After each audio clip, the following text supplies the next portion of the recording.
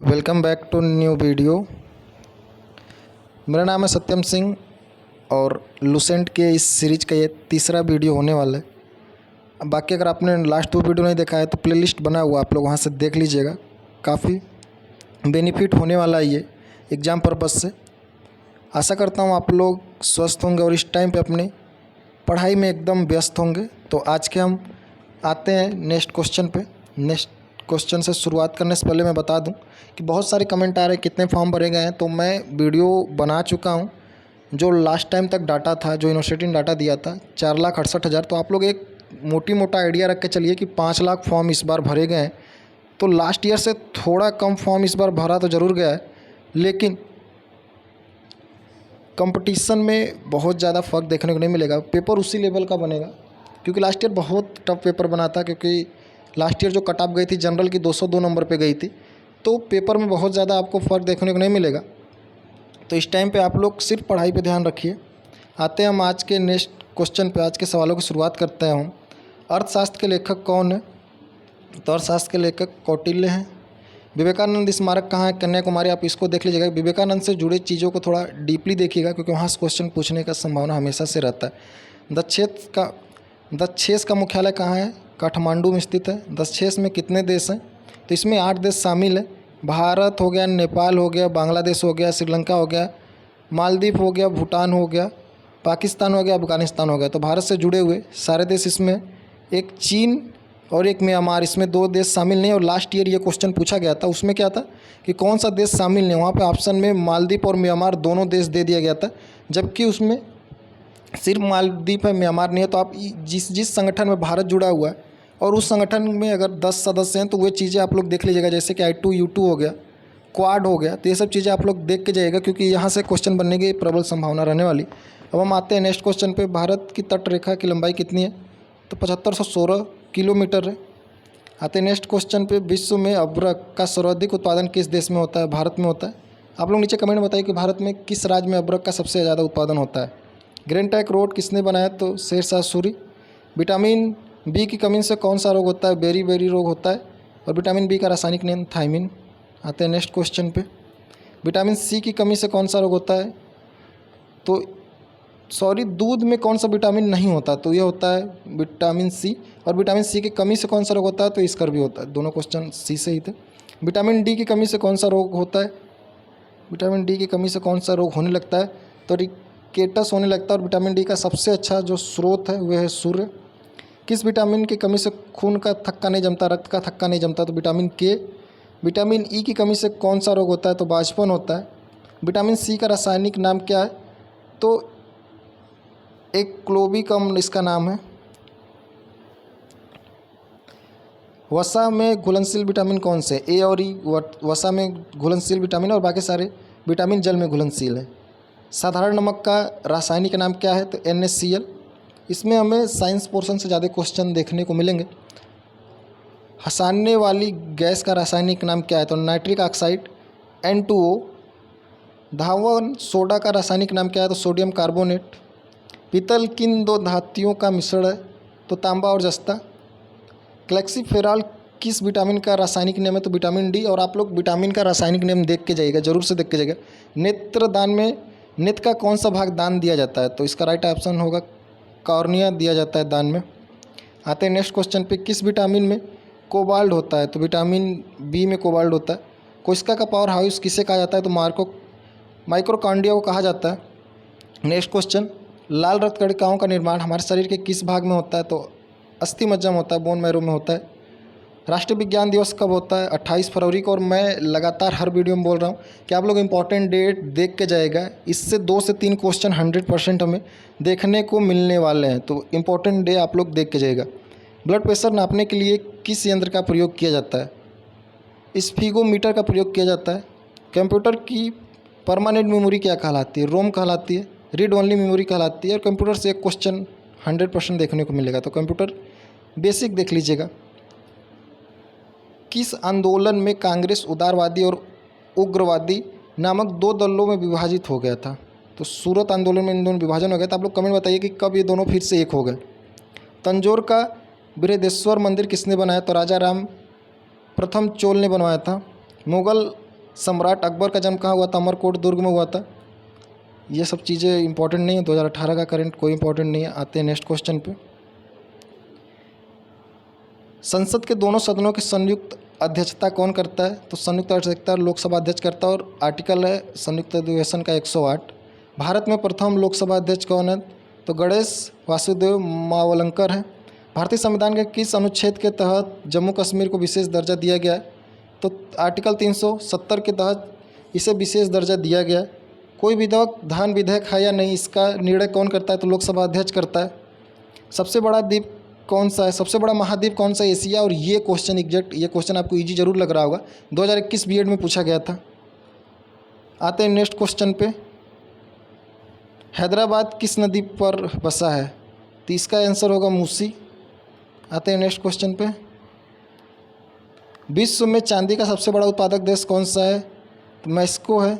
क्षेत्रफल के अनुसार विश्व का सबसे छोटा देश कौन सा है? तो वेटिकन सिटी विश्व का सबसे छोटा देश है। स्वेज नहर किन दो नहरों को जोड़ती है? तो लाल सागर और भूमध्य सागर को जोड़ती है। ये क्वेश्चन भी एक समय पे बहुत ज़्यादा सुर्खियों में रहता था। आते हैं नेक्स्ट क्वेश्चन पे। पनामा नहर किन दो महासागरों को जोड़ती है? तो प्रशांत महासागर और उत्तरी अटलांटिक महासागर को जोड़ती है। भारत के संघीय क्षेत्र दादर और नगर हवेली की राजधानी कहाँ पे है? तो सिलवासा में है। क्षेत्रफल की दृष्टि से भारत का सबसे बड़ा राज्य राजस्थान, जनसंख्या की दृष्टि से उत्तर प्रदेश, सबसे छोटा राज्य गोवा और सबसे कम जनसंख्या सिक्किम में है। आप लोग जनगणना देख लीजिएगा 2011 का, और मैं एक वीडियो में जनगणना पूरा कवर करा दूंगा, क्योंकि जनगणना से एक क्वेश्चन देखने को मिल ही जाता है। विश्व पृथ्वी दिवस कब मनाया जाता है? तो 22 अप्रैल को मनाया जाता है। विश्व जैव विविधता दिवस मनाया जाता है 22 मई को, और विश्व जल दिवस मनाया जाता है 22 मार्च को। फूलों की घाटी किसे कहते हैं? उत्तराखंड। 2011 में नवनिर्मित राष्ट्र दक्षिणी सूडान की राजधानी कहाँ है? तो जुम्बा इसकी राजधानी है, और यूएन का नवीनतम देश दक्षिणी सूडान ही है। योजना आयोग के अध्यक्ष कौन है? तो इसके अध्यक्ष हमेशा से प्रधानमंत्री हैं। जब से बना हुआ है 2015 से अब तक लगातार प्रधानमंत्री नरेंद्र मोदी ही हैं, क्योंकि उसके बाद अभी प्रधानमंत्री जी चेंज नहीं हुए। आईने अकबरी के लेखक कौन है? तो अबुल फजल। होप मेन कप किस खेल से संबंधित है? टेनिस। देशबंधु के नाम से किसे जाना जाता है? चित्तरंजन दास। आते हैं नेक्स्ट क्वेश्चन पे। अशोक चक्र में कितनी तीलियां हैं? 24। भारत में सबसे पहली फिल्म कौन सी है? राजा हरिश्चंद्र। सबसे छोटी हड्डी कौन सी है? स्टेपिज, कान की हड्डी। सबसे बड़ी हड्डी कौन सी है? फीमर, जांग की हड्डी। मानव शरीर में कुल कितनी अस्थियां पाई जाती हैं?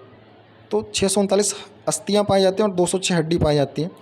आरबीसी का जीवन काल कितना होता है? रेड ब्लड सेल का जीवन काल कितना होता है? लाल रक्त कणिका का जीवन काल कितना होता है? 120 दिन।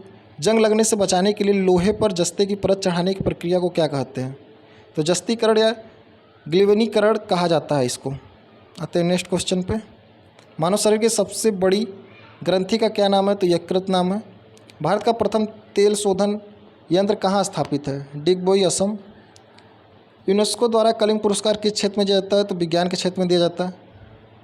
हैदराबाद में स्थित चार मीनार का निर्माण किसने कराया? तो कुली कुतुब शाह ने कराया था। कांग्रेस द्वारा पूर्ण स्वाधीनता का प्रस्ताव कब और कहाँ लिया गया था? तो 1929 में लाहौर अधिवेशन में किया गया था। और उसके अध्यक्ष कौन थे? आप लोग कमेंट बॉक्स में ज़रूर बताइए। और कांग्रेस के प्रमुख अधिवेशन के अध्यक्ष आप लोग देख लीजिएगा, एक क्वेश्चन बनने की संभावना हमेशा से रहती है। श्वेत क्रांति का संबंध किससे? दूध से। भारत का सबसे पुराना चालू रेल इंजन कौन सा है? Fairy queen. भारत में आपातकाल की घोषणा कब की गई थी? पहली बार आपातकाल भारत में कब लगाया गया था? तो चीन के समय में लगाया गया, चीन के युद्ध के समय लगाया गया था 26 अक्टूबर 1962 में। और अब तक 3 बार आपातकाल लगाया जा चुका है। आते हैं नेक्स्ट क्वेश्चन पे। भारत में भाषा के आधार पर बनने वाला पहला राज्य, इसका राइट आंसर होगा आंध्र प्रदेश। भारत पर हमला करने वाला प्रथम मुस्लिम आक्रमणकारी कौन था? तो मोहम्मद बिन कासिम 712 ईस्वी में किया था। सेकुलस का राजदूत जो चंद्रगुप्त मौर्य के दरबार में आया था उसका क्या नाम था? मेगास्थनीज। श्रीलंका का पुराना नाम सिलोन। विटामिन की खोज किसने की? फंक ने किया था। स्टेनलेस स्टील किसकी मिश्र धातु होती है? आयरन, क्रोमिनियम और निकिल की। कांसा किसकी मिश्र धातु होती है? तो कॉपर तथा टीन की। स्वामी विवेकानंद ने शिकागो में स्थित विश्व धर्म सम्मेलन का संबोधन कब किया? तो 1893। जलियांवाला बाग हत्याकांड कब हुआ था?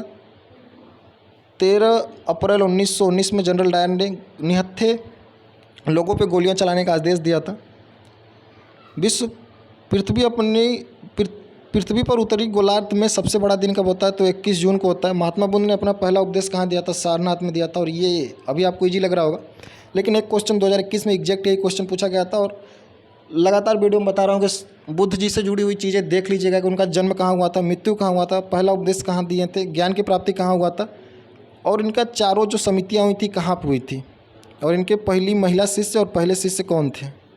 साइमन कमीशन के बहिष्कार के दौरान लाठीचार्ज में किस नेता की मृत्यु हो गई थी? तो लाला लाजपत राय जी की मृत्यु हो गई थी। और उन्होंने कहा था कि मेरे शरीर पे बरसे हर लाठियाँ अंग्रेज़ों के लिए ताबूत की कील साबित होंगी।